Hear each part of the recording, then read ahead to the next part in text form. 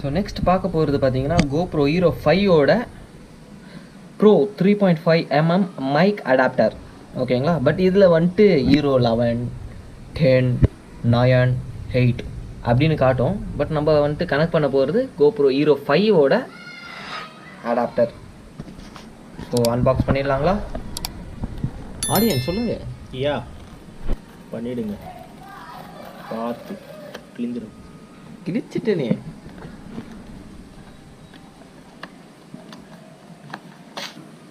ஆஹா, வாரண்டிடா, lifetime warranty.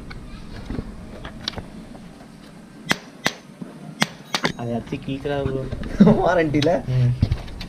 அப்புறம் life time settlement இல்லாமல் போயிட போகுது. அதுதாரியா?